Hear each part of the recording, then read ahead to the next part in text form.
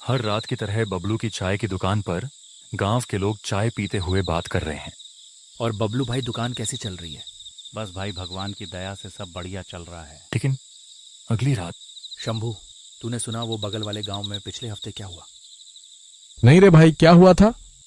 अरे वो पप्पू बोला, रात में कोई औरत दिखाई दी थी जंगल वाले रास्ते पर, लाल साड़ी में, फिर गायब हो गई। अबे छोड़, तू भी ना हर चीज में भूत देखता है। तभी पीछे से रामू काका आते हैं। हर बात मजाक नहीं होती बेटा। कुछ डर ऐसे होते हैं जो असली होते हैं। अरे रामू काका, आप कब आए? जब तुम डर की बात कर रहे थे, मुझे भी एक किस्सा याद आ गया। कौन सा किस्सा काका? आज तो सुनाना ही पड़ेगा। ठीक है तो सुन। ये बात बहुत पुरानी है। जब मैं जवान था, एक रात गांव से शहर को लौट रहा था। कोई रिक्शा नहीं था, ना ही कोई गाड़ी। मजबूरी में मुझे उस सुनसान जंगल वाले रास्ते से ही पैदल आना पड़ा। वो रात कुछ अजीब सी थी। हवा में भी एक बेचैनी थी। मैं धीरे धीरे कदम बढ़ा रहा था, तभी अचानक से मुझे ऐसा लगा कि मेरे पीछे से कुछ गुजरा। मैंने मुड़कर देखा तो मुझे वहां कुछ नजर नहीं आया। मुझे लगा शायद ये मेरे मन का भ्रम होगा। उस जंगल में मुझे दूर दूर तक कोई नजर नहीं आ रहा था और मेरा मन बहुत अजीब सा हो रहा था, जैसे कोई दुर्घटना घटने वाली हो।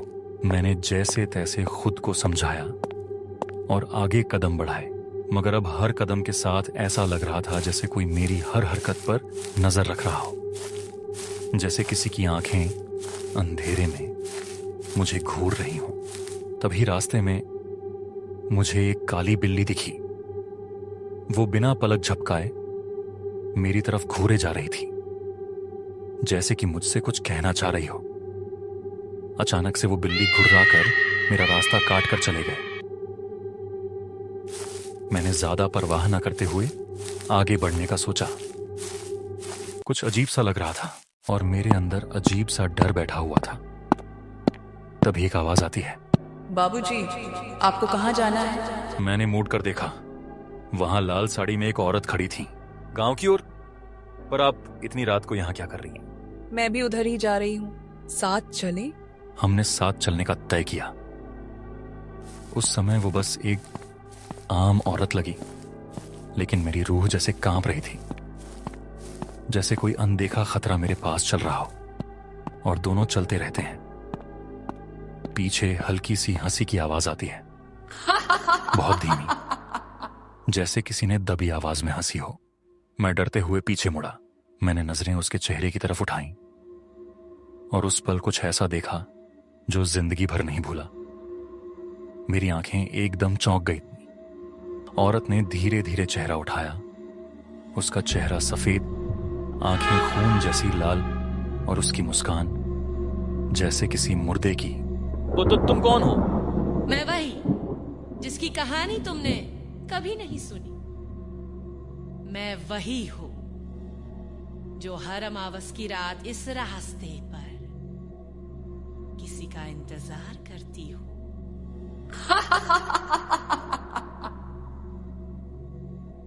मैं भागा जितना तेज भाग सकता था, पर रास्ता वो तो जैसे बदल गया था।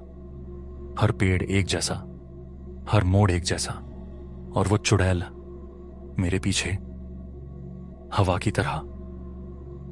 पीछे से उसकी हंसी गूंजती है।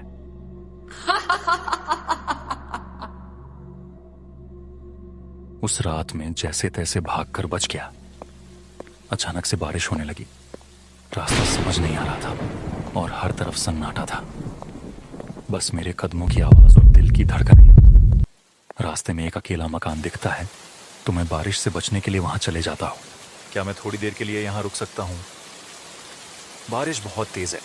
रुक तो जाओ, लेकिन यहाँ जो रुकता है वो फिर वहीं का हो जाता है। क्या मतलब? तुम उस रास्ते से आए हो ना?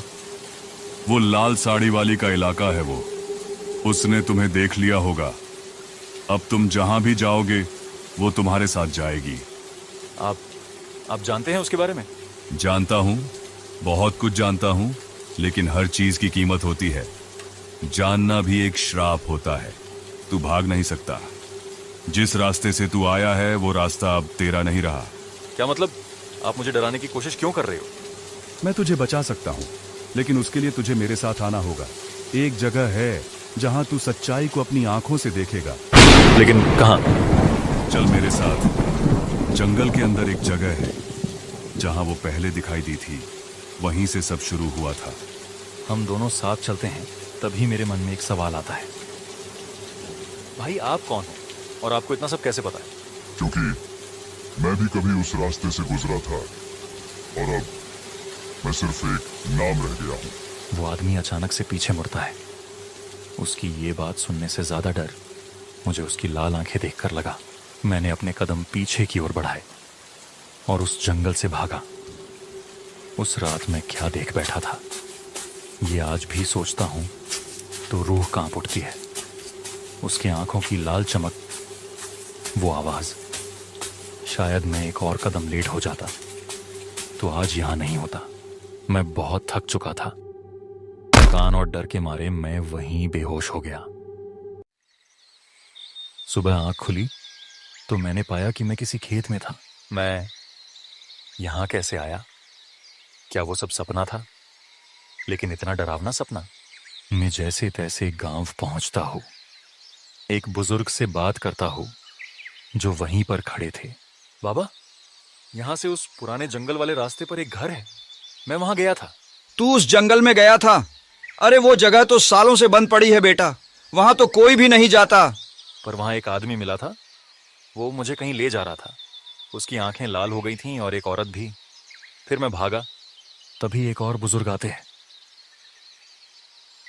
तेरा सामना शायद चालावा से हुआ था बेटा।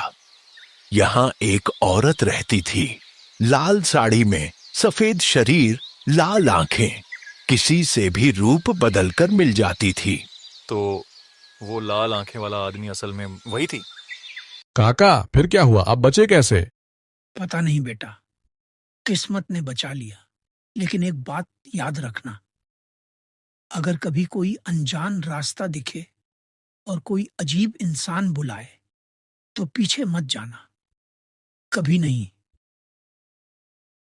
अगर आपको हमारी कहानियां पसंद आ रही हैं, तो एक छोटी सी रिक्वेस्ट है, कृपया हमारे चैनल लाइक और सब्सक्राइब जरूर करें। आपका एक छोटा सा क्लिक हमें बहुत हिम्मत देता है और हम आपके लिए और भी मजेदार कहानियां, एनिमेशन और इंटरेस्टिंग कंटेंट ला सकते हैं। आपका सपोर्ट ही हमारी असली ताकत है। तो चलिए मिलकर इस छोटी सी फैमिली को एक बड़ी दुनिया बना देते हैं। धन्यवाद दोस्तों।